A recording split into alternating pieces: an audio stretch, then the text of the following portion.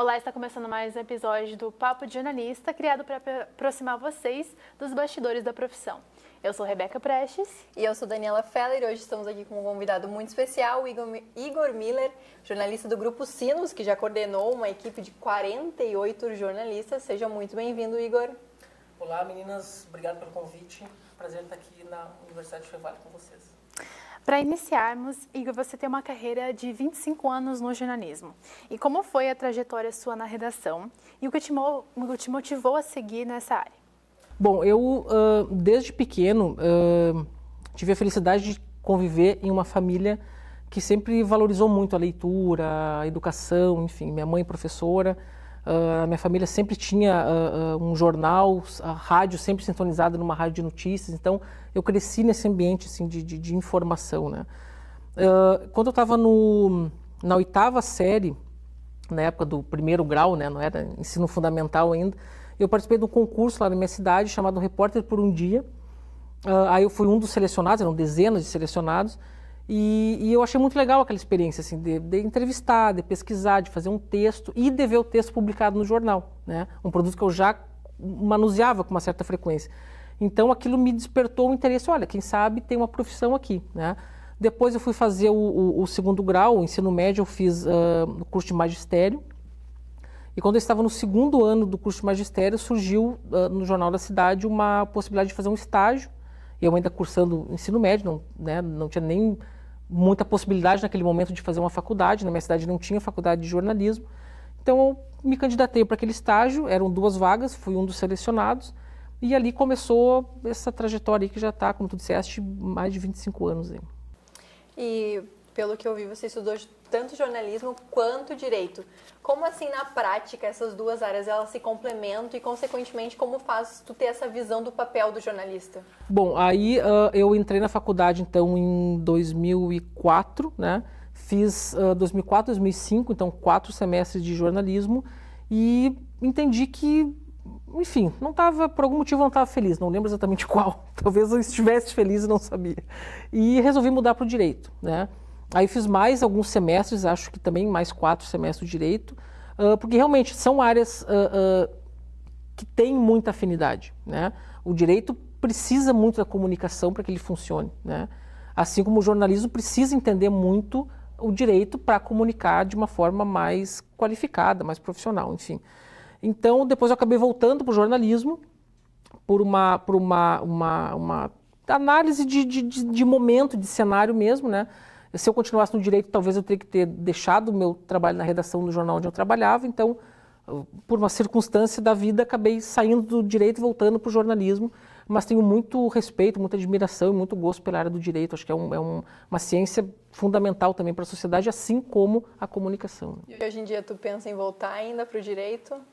Olha, gostaria. Se um dia tiver a oportunidade, e principalmente o tempo, né, que é hoje o insumo mais escasso, né, da nossa rotina, eu pretendo sim terminar, mas não nenhum plano prático nesse momento, só a vontade mesmo. E você está no Grupo dos Sinos há 6 anos, e o que mais te atraiu para a empresa e como foi o processo de adaptação quando você chegou lá? Bom, eu tive uma passagem pelo Grupo Sinos já há mais tempo, em 2012, eu trabalhava com jornalismo digital em Santa Cruz do Sul e surgiu uma oportunidade então de vir trabalhar no Grupo Sinos no finzinho de 2012. Na época eu fui trabalhar no Diário de Canoas, que é uma das empresas do grupo, né? E lá eu trabalhei com reportagem e com edição digital. Então eu estava lá, por exemplo, quando aconteceu a tragédia da Boate Kiss. Canoas foi uma cidade importante no atendimento às vítimas, né? O hospital universitário na época era uma referência para pessoas com queimadura, então a gente cobriu muito de perto assim, a tragédia, embora, né, apesar da distância de quilômetros entre Canoas e Santa Maria, a gente cobriu muito de perto esse pós ali, né, já na noite de domingo, tarde, noite de domingo, até as semanas e semanas seguintes, a questão do tratamento, dos feridos, as famílias e tal. Então estava ali, várias outras pautas importantes também. Em 2014, na época da Copa do Mundo ali, aí eu recebo um convite então para voltar para a empresa onde eu trabalhava em Santa Cruz, já para assumir a coordenação da redação, papel que eu desempenhei lá até 2019, quando voltei para o Grupo Sinos, aí trabalhando na sede da empresa aqui em Novo Hamburgo. requer realmente uma adaptação, porque são realidades diferentes, né? Lá eu estava falando de uma cidade de 120 mil habitantes, uma região somada aí, os municípios do entorno de 300, 350 mil habitantes, aqui só Novo Hamburgo tem 250 mil habitantes. Aí se tu junta São Leopoldo, já são mais quase 250 mil, Canoas 350 mil, então a região é muito maior, as pautas são diferentes, a realidade é diferente. Então realmente foi preciso uma adaptação, mas nada que com muito foco, com muito interesse em fazer a coisa funcionar, fazer dar certo, que não aconteça. E em relação a isso, o jornalismo ele é muito instantâneo, é 24 horas praticamente. O que tu acha essencial para se manter essa paixão viva pelo jornalismo? Porque, querendo ou não, é uma profissão difícil na prática. Eu, pelo menos, acho difícil e pouco valorizada, mesmo sendo tão importante. Então, diante de todos esses desafios do dia a dia em relação tanto ao trabalho quanto à questão da valorização, o que tu acha assim, que é essencial para manter essa chama acesa? Eu acho que são várias coisas, é uma resposta complexa. Mas o principal, talvez, é a gente gostar daquilo que faz e ser apaixonado por aquilo que faz. Como tu disseste, realmente é uma profissão difícil, ela requer um nível de cuidado, de responsabilidade muito alto. Não estou dizendo que outras profissões também não exigem, eu acho que toda profissão tem seu grau de dificuldade, sem dúvida nenhuma, mas a consequência, o impacto do que o jornalista faz, ele pode ser muito sério e muito danoso se não bem conduzido, né? Então, acho que a gente tem que ter sempre presente isso, assim, a importância do que a gente está fazendo, e sem nenhum tipo de soberba, nada. Assim como toda profissão tem que valorizar a sua importância e seu papel na sociedade, né? Então, a gente tem que primeiro, gostar muito, né, disso, dessa rotina, da imprevisibilidade, de tudo que vem junto, né? E também entender a nossa responsabilidade, né? Da diferença que faz uma sociedade bem informada. Se vocês me permitem trazer um exemplo, né? A gente está gravando segunda, 9 da noite, segunda, dia 20 de outubro. Na edição dessa segunda-feira dos nossos jornais e ontem à noite no digital, a gente divulgou uma história muito grave de um condomínio de quase 1.000 apartamentos tomado pelo tráfico na cidade aqui de São Leopoldo, né? Então os moradores são obrigados a pagar uma sobretaxa de condomínio para alimentar o tráfico. Então a gente revelou isso com exclusividade, nós conseguimos áudios que comprovam tudo isso, documentos, enfim. E no fim da tarde de hoje, agora, pouquinho tempo atrás, o Poder Judiciário tomou uma decisão a respeito da Assembleia do Condomínio, enfim, para mudar a administração, tomando por base única e exclusivamente a notícia. Tá? E o desembargador que tomou a decisão, ele chama atenção justamente para a importância e para o impacto da notícia, do jornalismo na solução de questões sociais como essa. Então, acho que esse é um exemplo recente, mas que a gente tem vários e vários, felizmente, a todo momento, né, do impacto positivo daquilo que a gente faz. Concordo contigo que é uma profissão muitas vezes não valorizada, mas eu acredito e percebo que, no fundo, sim, a sociedade entende a importância do jornalismo, e esse exemplo que eu contei agora para vocês é né? Então, muitas vezes as pessoas até nem se dão conta, não acredito que elas não valorizam por maldade ou por má vontade, não se dão conta, né? Mas quando realmente precisa, as pessoas sabem que podem contar com jornalismo profissional, jornalismo responsável, né? E que ele vai ajudar. Talvez nem sempre vai resolver, mas vai ajudar a dar voz, né, para aquele problema, para aquela situação, e também contar boas histórias, né, que é o que a sociedade adora ouvir e ler e ver boas histórias. Eu não sei se tu estava na área ainda, trabalhando na questão ali do Covid, do que foi tudo aquilo, e também em questão das enchentes do ano passado, em que, conversando com outros jornalistas, eles me retrataram que foi uma experiência complicada, porque existia um problema em que você não podia dizer muito, porque senão o público trazia aquilo de que estavam trazendo muito alarde, trazendo muita coisa para assustar, e por outro lado tinha a questão de cadê as notícias? Sim. Ninguém dá a informação. Então, como foi viver essa experiência? O que você tem a dizer sobre esse tipo de situação? Sim, foram dois momentos muito complexos. Outro dia alguém me perguntou isso, assim, qual foi, nesses 25 anos, qual foi o momento mais difícil da profissão? E eu não tenho dúvidas de falar que foi a pandemia, né? Por vários motivos, eu posso listar alguns aqui. Por exemplo, eu havia mudado de Santa Cruz para Novo Hamburgo no fim de 19, e em março de 20 começa a pandemia. Então eu estava ainda no processo pessoal de adaptação na cidade, das pessoas, na família, tudo, e começa a pandemia. A gente teve que, em uma semana, montar um esquema de emergência de metade da redação, mais da metade da redação, trabalhar de forma remota, né? Então exigiu um gerenciamento de crise mesmo, assim, muito rápido e para uma situação que ninguém estava preparado, né? Embora a gente já soubesse lá em fim de janeiro, início de fevereiro, que tinha alguma coisa diferente acontecendo em outros países, China, depois Itália e tal, a gente estava monitorando, obviamente que estava, mas quando bateu aqui, realmente foi um baque, assim, né? E aí teve toda aquela onda de desinformação que aconteceu na pandemia, a gente tendo que gastar muita energia para verificar coisas e checar fatos. Nesse momento a gente entra no projeto Comprova, né, que é uma coalizão nacional de checagem de fatos, né, reúne os principais veículos do país, tanto de televisão, impresso, digital, enfim, e foi, assim, sem dúvida nenhuma, o momento mais desafiador, porque não se tinha certeza de muita coisa, né? Ninguém sabia o que ia ser a semana seguinte, o mês seguinte.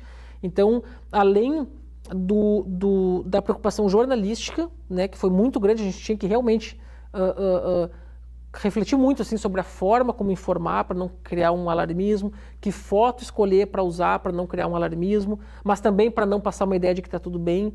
Então exigiu muito, assim. E teve também a questão pessoal, né? Porque todo mundo sentiu, né, a pandemia, a questão do distanciamento, da dificuldade de visitar parentes, amigos, encontrar amigos e tal.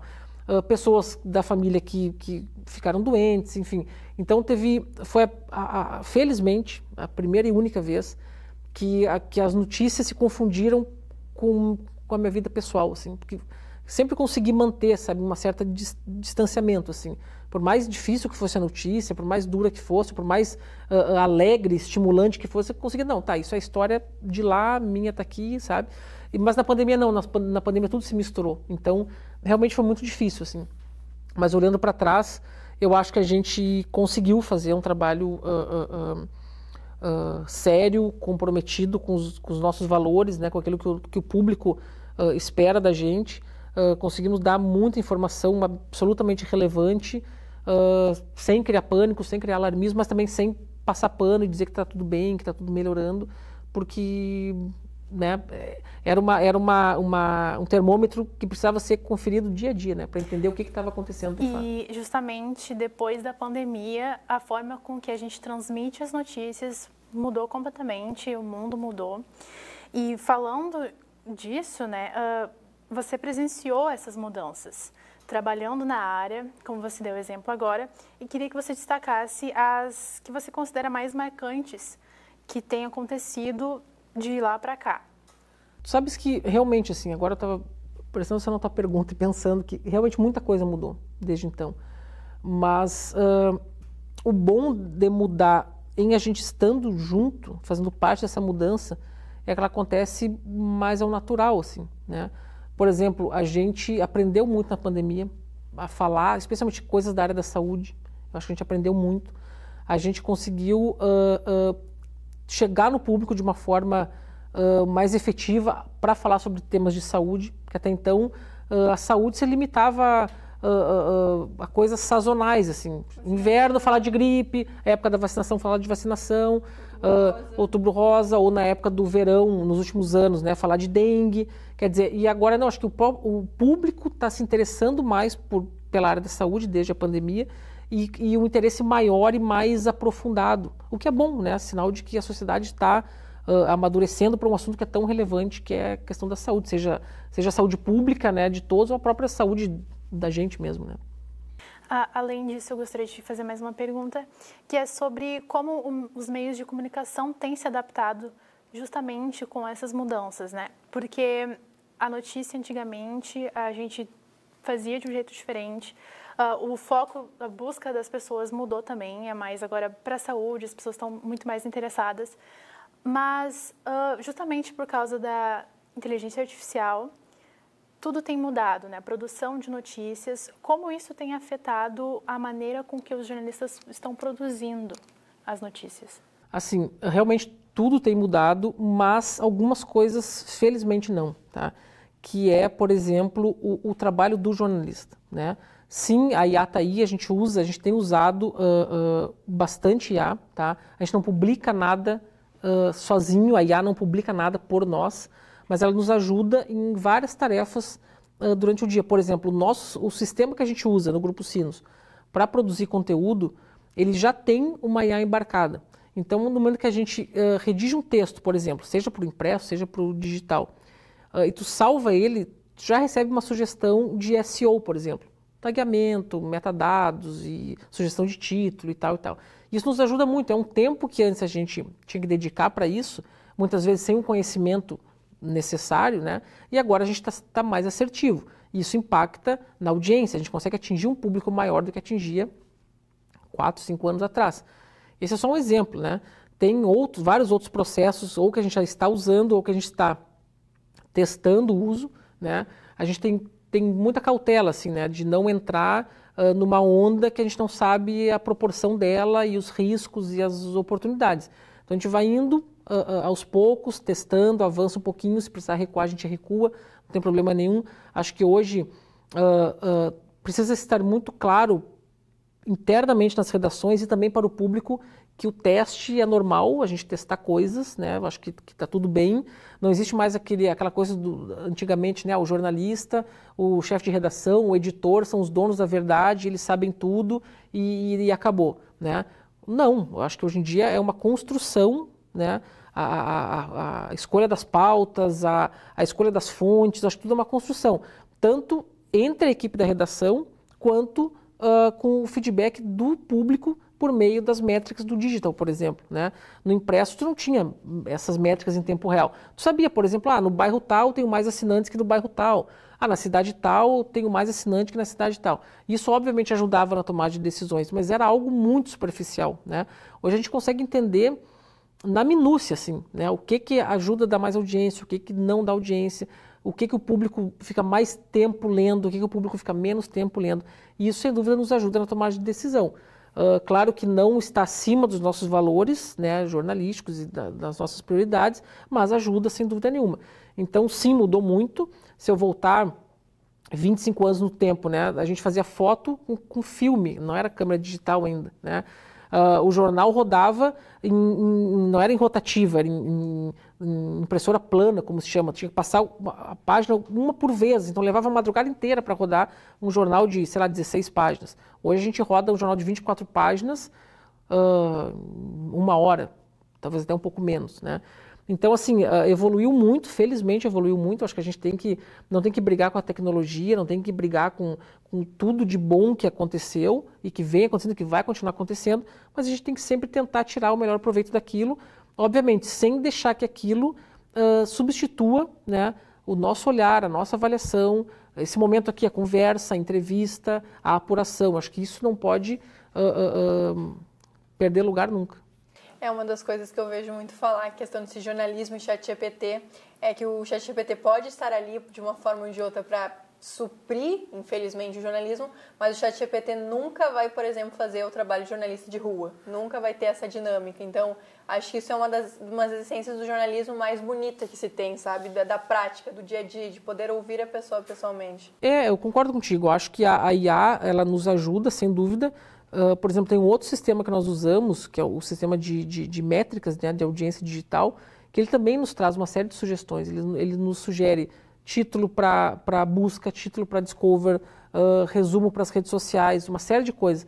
Mas de nada adianta eu ter todo esse apoio, esse aparato tecnológico, se eu não tenho uma boa história, se eu não estou contando uma boa história, né? E se eu ficar na automatização, que sim, dá para automatizar muita coisa, mas aí eu vou ficar igual ao Jornal do Rio, Jornal de São Paulo, Jornal de Brasília, Jornal de Porto Alegre, Jornal de tudo que é lugar. Quando eu digo aqui jornal, é jornal amplo, não é só jornal impresso, né? Então a gente tem que ter os nossos diferenciais, nós temos que estar na rua, nós temos que estar interagindo com as pessoas, entrevistando, investigando, apurando, buscando histórias tristes, histórias felizes, bons exemplos. Eu gosto muito de trazer, sempre que possível, assim, histórias inspiradoras, né? Tá provado isso, assim, as pessoas gostam de histórias inspiradoras, gostam de cases que dão certo, de empreendedorismo que dá certo, de um projeto, seja numa escola, seja numa empresa, algo que funciona, que traz uma transformação, o público gosta disso, né?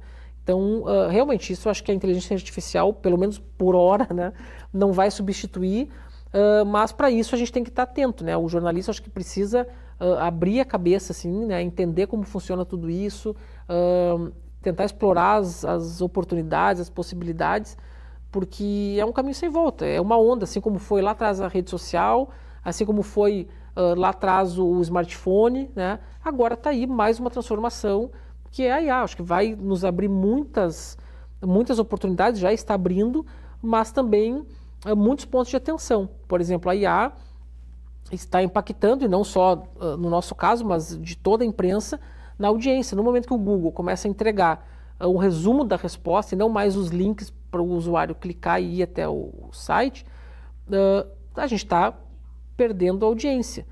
Isso é bom, isso é ruim? Eu não sei. Numa primeira análise é ruim, mas como que vem pela frente, né? Tem uma discussão muito grande sobre regulamentação. Eu acho que é um tema que precisa ser debatido. Não pode uma Big Tech chegar aqui, se apropriar do conteúdo que a gente gera, da gente jornalista, né, gera, que o jornalismo profissional gera, que tem custo, que tem estrutura, que tem pessoas, que tem tudo, e usar, entregar, fazer um resumo e não nos dar nada em troca. Então, acho que é um tema que precisa ser discutido, e que bom que a gente tem a oportunidade de discutir, né? Nesse mesmo segmento, assim, eu queria ver contigo, na tua opinião, qual o futuro do jornalismo em si, e que hoje em dia, a longo prazo, pensando assim, qual característica que vai ser o diferencial para um jornalista daqui 10, 20 anos? Sabes que a gente está fazendo um projeto no Jornal NH chamado Repórter Mirim, tá? Então eu tenho visitado, todos os dias eu visito escolas, converso com turmas do 4º ao 7º ano, e essa pergunta sempre aparece, sempre aparece. E é muito legal assim, ver que a gurizada está muito interessada na comunicação. Tá? Seja um efeito dos influencers, dos youtubers, enfim, mas a gurizada acompanha muita notícia, isso é muito legal de ver, eles estão muito ligados. Por exemplo, nos últimos dias agora eu perguntava quem aqui hoje consumiu alguma notícia. Todo mundo levanta a mão, todo mundo levanta a mão. Essa história, por exemplo, do metanol lá em São Paulo, todo mundo sabia na ponta da língua, né? Então, assim, a galera está se informando e isso é muito bom, né? O que muda é a plataforma, né, que mudou e está mudando e vai continuar mudando, a plataforma, o tempo de consumo, a forma como consome, isso tudo vai mudar e é do jogo, mudou lá atrás e vai continuar mudando, não tem problema nenhum.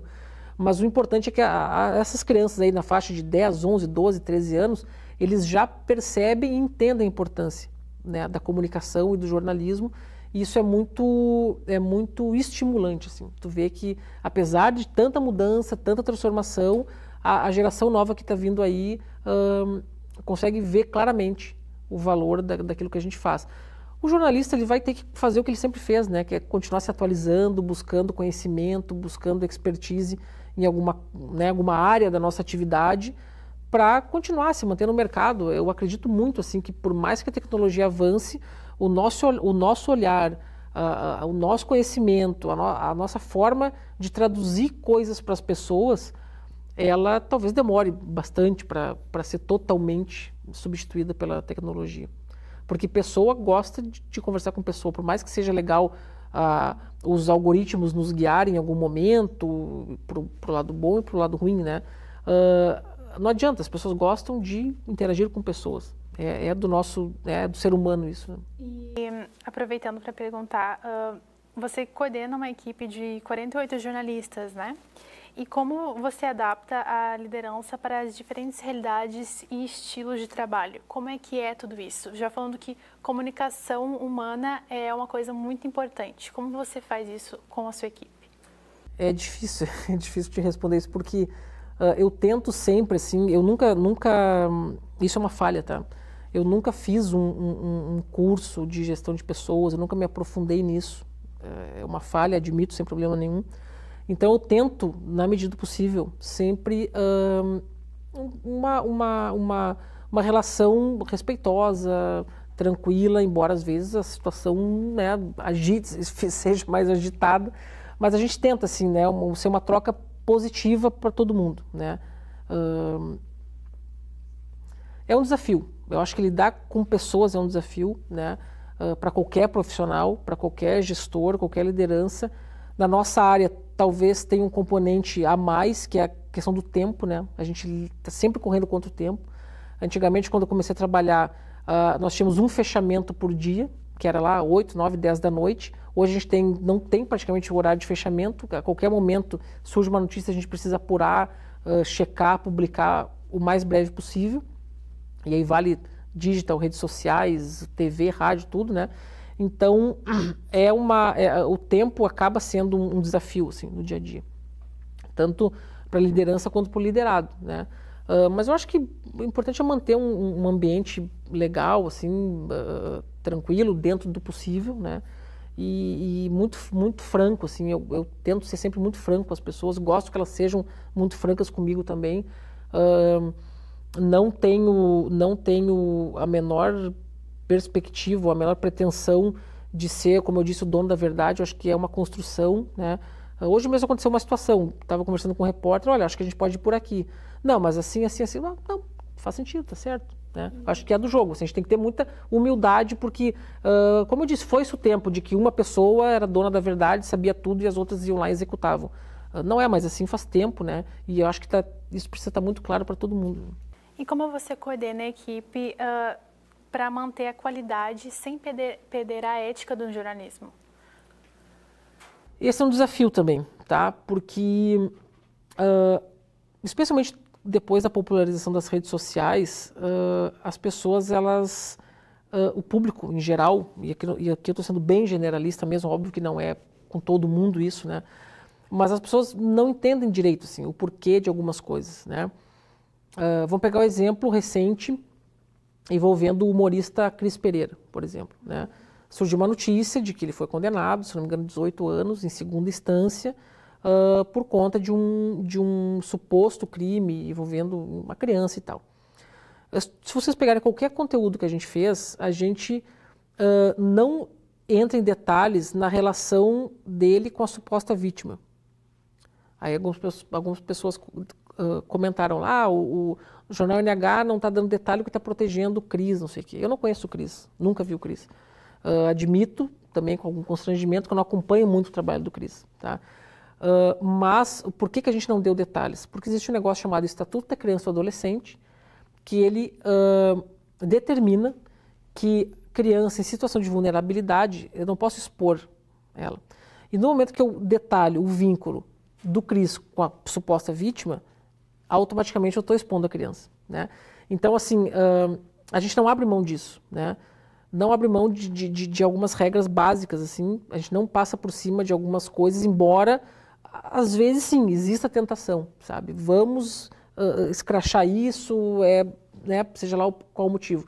Mas a gente, né, respira, volta, não, parei, vamos até aqui, a partir daqui a gente vai incorrer em algum erro, em alguma injustiça, Então, assim, e o legal é que a equipe toda, ou pelo menos as pessoas tomadores de decisão da equipe, elas também têm essa sensação. Então, eu tenho muita sorte, na verdade, de trabalhar com pessoas sensacionais, né? Sou muito fã da minha equipe, assim, todo mundo, acho que a gente forma uma equipe muito, muito boa, muito profissional, muito séria, muito ética, e eu acho que isso, né, essa combinação de saber o limite, de ter pessoas qualificadas e responsáveis, né, eu acho que isso nos garante essa qualidade que tu perguntaste. A gente erra? Sim, erra, e não tem problema nenhum de dizer. Erramos, já tomamos decisões erradas, isso é do jogo, infelizmente, somos todos humanos, todos correndo contra o tempo, cada um com as suas demandas familiares e pessoais. É do jogo, em algum momento a gente vai errar, né? O importante é a gente errar, identificar o erro, admitir o erro e tentar corrigir. O que eu não posso é errar intencionalmente, né? Isso não. Agora, acontecer um erro, ok, faz parte, infelizmente faz parte. Tu também dirigiu bastante a produção de conteúdo para mídia do jornal NH. Gostaria que você falasse um pouco sobre esse projeto que você teve com o jornal para enriquecer as redes, o site, e também na parceria com o Google que vocês têm agora, justamente com esse objetivo. Bom, quando eu voltei para o Grupo Sinos, né, em 2019, o desafio era justamente olhar mais para o digital, né? Havia lá uma equipe maravilhosa trabalhando com digital, mas a empresa entendeu que poderíamos fazer mais, né? Então a gente tinha um projeto bem grande, Veio a pandemia, algumas coisas a gente teve que rever, né? Como eu disse, havia uma insegurança muito grande, tanto para o jornalismo quanto para o negócio, né? Então a gente teve que rever alguns projetos, alguns custos, algumas ações, e à medida que a situação foi, aos poucos voltando ao normal, então em 2022 a gente decide dar um passo importante, que é unificar os nossos sites, né? Até então cada veículo do Grupo Sinos tinha o seu site, então em 2022 a gente toma essa decisão, vamos mudar, vamos unificar, criar o abcmais.com. Trabalhamos nesse projeto do fim de 2022 até o fim de 2023, foi um ano, um pouquinho mais de um ano, até que a gente lançou em dezembro de 2023, e junto veio, né, uma nova linguagem nas redes sociais, mudanças na rádio ABC 103.3 FM, mais produção em vídeo, né? Então a gente realmente mudou. Gostaríamos de ter mudado mais, inclusive, né? Infelizmente a pandemia nos atrapalhou um pouco aí nesse processo, mas a gente tem muito plano, muito projeto, muita coisa para frente, tem coisa nova vindo em menos de 90 dias aí, e para o ano que vem a gente está bem empolgado e bem otimista com coisas que a gente vai fazer aí. Sempre pensando em chegar mais perto do público, chegar em um público maior, alcançar mais pessoas e levar nossa mensagem cada vez mais longe. Acho que o jornalista tem que querer muito isso, assim, sabe? Ele não pode se acomodar, não, tá, minha matéria saiu no rádio, tá tudo bem. Não, eu quero que saia no rádio, eu quero que saia no digital, eu quero que saia no impresso, eu quero que saia em tudo que é lugar. Acho que o jornalista precisa querer fazer com que a sua mensagem chegue o mais longe possível. Eu acho que essa é uma das funções do jornalismo, né? Não adianta tu apurar bem, tu redigir bem, tu ter uma foto sensacional e aquela tua notícia chegar num número limitadíssimo de pessoas. É buscar alcançar o máximo de pessoas em diferentes plataformas. Exatamente, exatamente. E aquela notícia ela pode ser contada de diferentes, né, ângulos ou versões, seja lá como for, né? Para no vídeo tu faz um recorte, para o impresso tu usa outro recorte, para as redes tu usa outro recorte. Então é possível, acho que o jornalista precisa sim, e a maioria hoje já entende isso, né? Já é meio que chovendo molhado, mas entender das N possibilidades que a gente tem, né? E querer que o nosso conteúdo vá mais longe, né? Por fim, Igor, então, eu gosto muito de quando a gente tem essa troca com pessoas mais experientes de dicas, conselhos para quem está iniciando, para quem já está no meio do curso e também para quem agora já está na parte final, assim, o que tu pudesse, de todos esses 25 anos, poder falar para nós. Eu sugeriria, assim, aproveitar muito o tempo de faculdade, né? Eu não aproveitei muito porque eu já trabalhava, então, na verdade, eu aproveitei pouco, tá? Então, a gente está aqui, por exemplo, num estúdio maravilhoso, com equipamentos ótimos, um espaço maravilhoso. Acho que tem que aproveitar, tem que inventar coisa, vir para cá testar, brincar de gravar uma coisa nova, ou gravar coisas que já existem, treinar bastante. Acho que ter contato com o mercado é fundamental, né? Eu, se voltasse no tempo, estivesse agora na faculdade, eu ia querer ter contato, ia querer estar uma vez por semana visitando uma redação, trocando, conversando com pessoas que estão no mercado. Acho que isso é muito importante para a gente aprender e também para a gente futuramente se colocar no mercado, né? Estudaria muito, leria muito, escreveria muito, tentaria melhorar coisas. Por exemplo, hoje eu faria aula de telejornalismo, que nem se chama mais telejornalismo. Na época eu estava falando antes, na época eu fugia das aulas de vídeo, né? Hoje eu tentaria fazer uma boa aula de vídeo, porque é fundamental hoje o jornalista conseguir entregar o conteúdo em qualquer plataforma, né?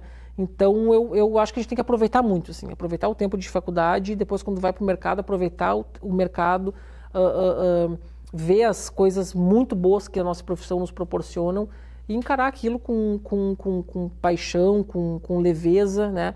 Porque, como diz, o trabalho vai ser igual, tu estando feliz ou tu estando emburrado, então vamos fazer feliz, vamos fazer, né, a coisa o mais leve possível, ou o mais tranquila possível, sei lá, né, porque fica depois a experiência, ficam ótimas histórias, e principalmente a contribuição que a gente dá para a sociedade, como eu contei para vocês o exemplo desse caso de São Leopoldo, né?